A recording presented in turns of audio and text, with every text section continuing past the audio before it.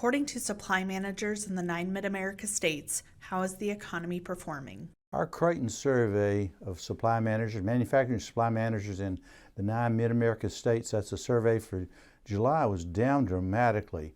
In fact, rivaling the lows we've seen in the U.S. number, indicating the significant slowdown in the manufacturing sector of the 9 Mid-American states, down to 46.1. Of course, that's down from 50.8 last month. That would be June, which of course is below growth neutral.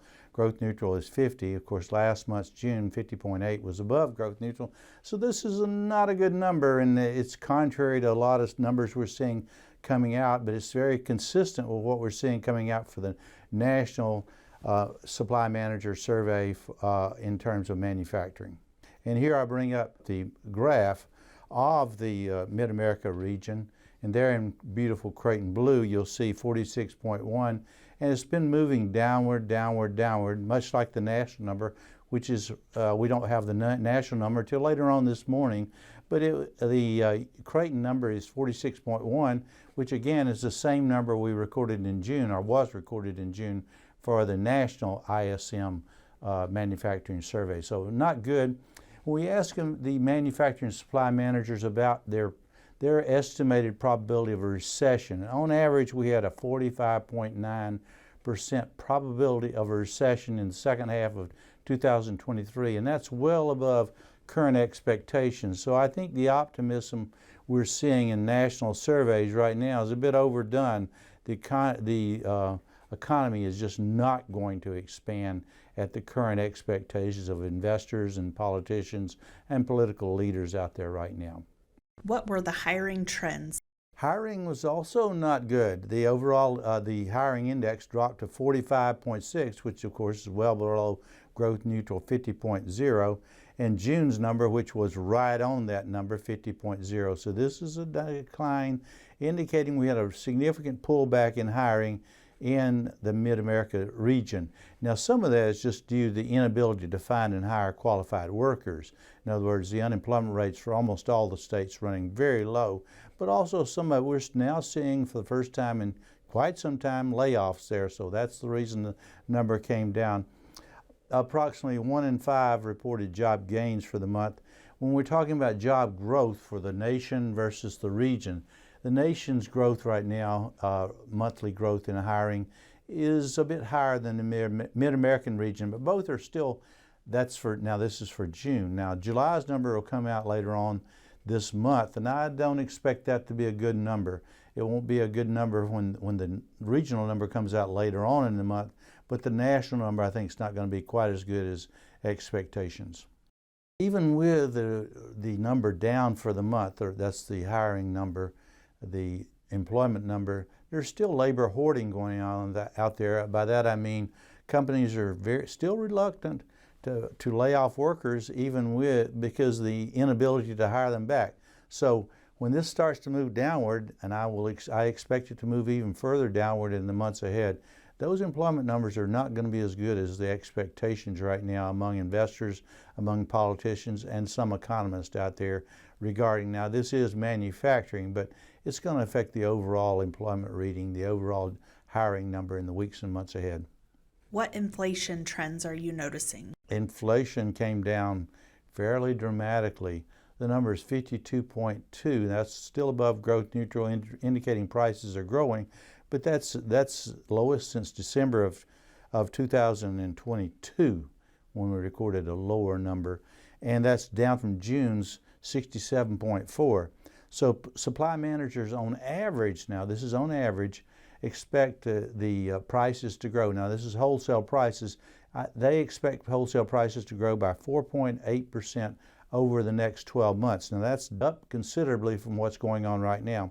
Over the last 3 months, for example, the CPI, the Consumer Price Index, has risen 0.7%. Of course, that's just over 3 months. Multiply that by 4 approximately, and you see we're getting almost down below to the Fed's goal of 2%. Now, they're not there yet. We're not there yet. Now, on the PPI, the Producer Price Index, sometimes called the wholesale price index, that was down by 0.2% over the last 3 months. So we're continuing to see things moving lower in terms of commodity prices.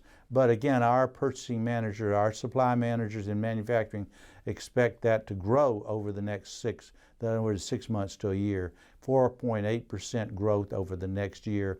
And that's well above the current expectations by, again, politicians, investors, and some economists. What is the economic outlook? We're going to see what I'll call it, when it has been referred to as a rolling recession. In other words, even though the overall economy continues to grow, there are going to be sectors within the economy that are moving in negative directions, as in the previous months. That's commercial realty, commercial real estate. That's going to move lower. And I want to emphasize here, you need to take your eyes off of the Federal Reserve's interest rate cuts and look at what I'll call what's called the balance sheet. In other words, as they get rid of what's called quantitative tightening, as they are selling bonds. That's a big issue. So watch that number rather than the number on interest rates, which gets all the attention. And also, I think we were going to see manufacturing move lower. So I'll call it a rolling recession. Real estate market is still iffy. Now, I know we've seen new home sales growing fairly dramatically, new home sales, but existing home sales not good there. We're seeing prices come down. So real estate is going to be a big, big issue going forward into the third and fourth quarter of this year. The CPI month over month, I expect that to grow at 0.2% from July when this number comes out later on this morning. Long-term interest rates will move higher to some extent. Now, not as much as you'd expect given what's going on with the balance sheet, given what's going on with inflation, but nonetheless, I expect that number to rise. It'll be, for example, the mortgage rates probably going to remain the 30-year above 7%. The 15-year is probably going to move above 7%, so watch out for that. Prime interest rate's going to remain the same, 8.5%. I expect no movement by the Federal Reserve when they meet in September, no raise at that point in time, but watch the balance sheet. Watch what's going on with what's called the Federal Reserve's balance sheet, their long-term treasuries, their bonds. So keep an eye on that.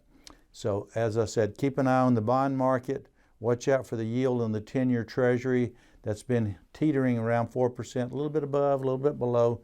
Watch that number to solidify, get more solid, and above 4%. Now, if it should move up to 4.5%, that's a real signal of some big, big issues going on in the economy, and primarily the idea that inflation is going to be here for longer than investors expect right now.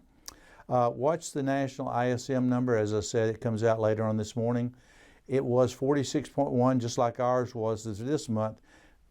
I expect it to be down. Now, if it gets in the low 40s, that's recession territory for the manufacturing sector. Keep an eye on the price of a barrel of oil. We've been benefiting from that coming down. If that should grow significantly, say move above $80 a barrel, that would be a big key to say the Federal Reserve is going to have to do something more on the interest rate side. I don't expect that right now, but it could happen. Listen carefully to what the members of the FOMC say. That's the members of the Federal Open Market Committee. That's the interest rate setting committee of the Federal Reserve.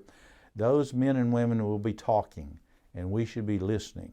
They have a lot to do with what happens to the economy, and a lot to do with what goes on with long-term rates, interest rates, short-term interest rates. So that's it for the month of July. That's our July survey of supply managers in the 9-state Mid-American region. Ernie Goss here from Creighton University, bidding you goodbye for the day, goodbye for the month. Will join me again on the first business day of September. Until then, until we meet again, may your economic cup runneth over, and thank you.